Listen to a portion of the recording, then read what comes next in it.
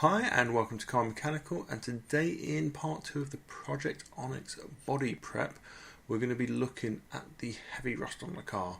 So if we look at the door, this has actually been like it since I've had the car, and the car's about 15 to 17 years old, so let's get going and take back some of this rust. So I'm going to use multiple methods to take the rust back. I'm going to use the orbital sander. I'm also going to switch over to the Dremel type multi-tool with an extension in a moment. And I'm just using anything I can do to get towards the rust. And you can see there's some little pins that have snapped off from rust previously. So we're going to use this kind of Dremel multi-tool which lets us get into these hard to reach areas. And I end up going through quite a few of these little sanding attachments. You're going to see one of them wear out in a second and spin off. There we go. But they are fairly cheap, so I can afford to just use as many as I've got a hold of, or buy a few more for a couple of pounds. But what you're going to do is you're just going to work it around the whole area. Now, one of the things you're lucky with that straight bar where some of the pins have come off, you could get the orbital sander in there or a block sander. I do most of it with the Dremel tool, and you can just see the amount of rust that it just lifts out. So what we're aiming to do here is we're aiming to take it back to bare metal. I'm not going to pretend this was done really quickly. It took quite a while, so I'm just going to cut straight to the end. And it's not even quite finished here, but I do a bit more after, and it's going to get rust converted. Okay, so if we go around to the driver's door, I'm going to do exactly the same. The only difference is this door's been worked on before and some of the rust's come back. Now, the reason for that, I think some of the rust actually sits inside the door, so where you take the door card off, and that's never been addressed. And what it meant was that the rust was able to work its way up, but it wasn't actually too heavily in the door.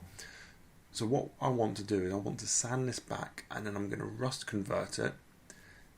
And rather than just leaving it there, we're going to paint over it. And I'm not even going to bother with what I've done on the other parts of the car with priming it and painting it with the blue paint. I'm going to go straight onto this with the Rust-Oleum in a minute. So it's actually going to be the first part of the roller paint job, and it's the first time actually putting a roller to the actual car itself, albeit just at the bottom. And different from part 1, I'm using a sponge this time, and I find that it puts it on much smoother, and it lets me press into the areas with the rust converter as well. So now we're going to move on to the painting of the door. So we're going to move on to the Rust-Oleum Combi Colour. I'm going to open this up and I'm going to mix it to remove any film or any skin. And then I'm going to pour it into the paint tray in a moment. And at the beginning of the project, I was still getting a feel for the best way to do this. Now, I do about 60-40 Rust-Oleum to white spirit. You might know this as mineral spirits as well. And yeah, that's not the cleanest way of doing it. I'll change that as I go along. But I actually mix it in the paint tray as well. As I move along, I end up doing that in jugs or in a kettle or something because it's easier. But there you go. That's probably about 60-40. And I'll put it into the tray, and I'm going to mix it with the roller in a second. Now with this, when you paint it on the car, you don't want the roller too wet. I haven't learned that by this point, and in the future parts of the video I can actually show that to you. But what I'm going to do here is I'm going to mix up the thicker paint with the white spirit, and then I get the consistency I want. I'm ready to paint on the car. Okay, first thing to watch out for in a second, watch what I do with the roller. I think the white spirits get rid of the adhesive on the roller, which means it drops off, so I had to clean that up. But essentially what I'm doing here, this is already sort of primed. The rust converter that I use is also classed as a primer. Now in other parts of the car I've used rust converter and primer and paint. In this part, because of it's so thick, I've just gone straight on with the Rust-Oleum over the rust converter.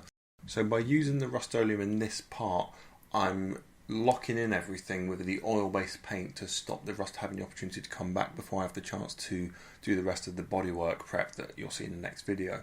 In fact, the next video is going to be when I start to paint the car. So what I'm just doing here is I'm smoothing out the bubbles, and when it is dried you can actually see that the bubbles aren't there because they all do pretty much self-pop out.